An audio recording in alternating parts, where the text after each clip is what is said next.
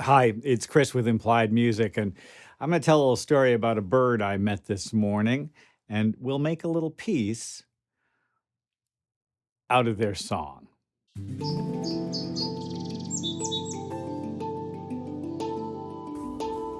Here in Northern California, I live up in the hills over an urban environment, and there's an awful lot of noise, but this bird was so beautiful.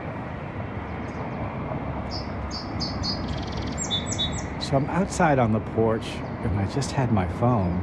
I didn't even have my good Shure Motif microphone.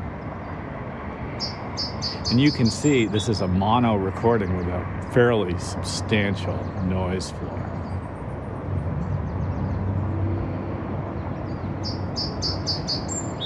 Well, when you've got a sound like this and you want to use it in your own productions, you've got to do a couple of things. And really, the very first thing is to isolate the sound you're looking for. And of course, what to do is to use equalization. Now, I like to use just a standard EQ to do something like that. So why don't we just get in there and see if we can find what's happening? So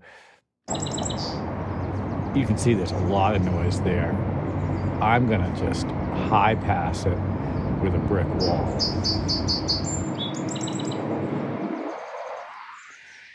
The note somewhere up here.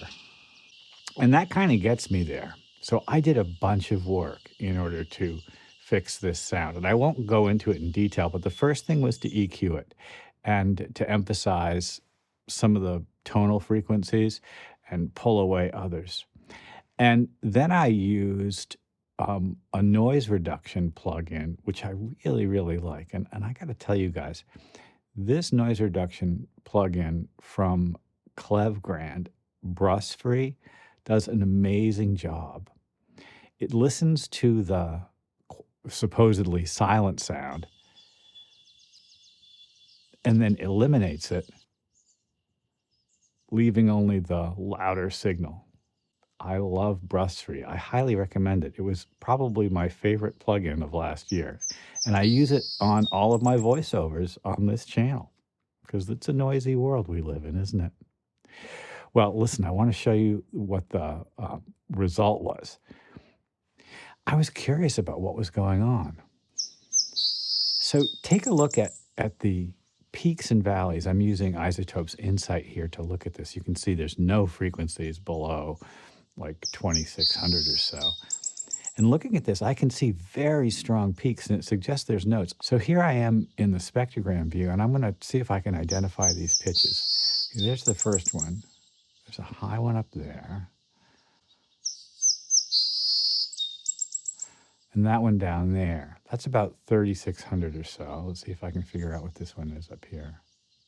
And since I was curious, I went into this chart, which I have, of frequencies. Now, because, it's hard to hear notes up that high, isn't it? But I could hear that it was a B flat when I was playing along with it. In fact, this note down here, somewhere between A and B flat, somewhere between here and here, right? That's the 35 to 3,600 sound that I was hearing. And then up here, maybe it's a G. Well, now I'm armed with some notes. I'm going to import this track into Logic and play along with it.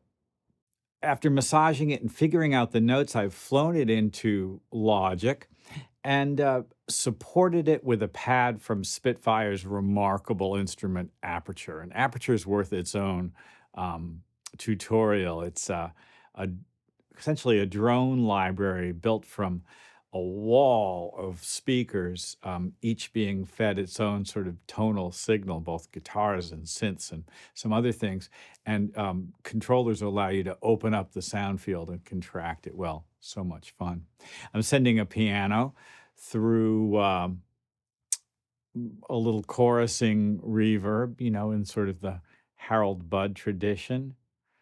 Let's just play a little piece.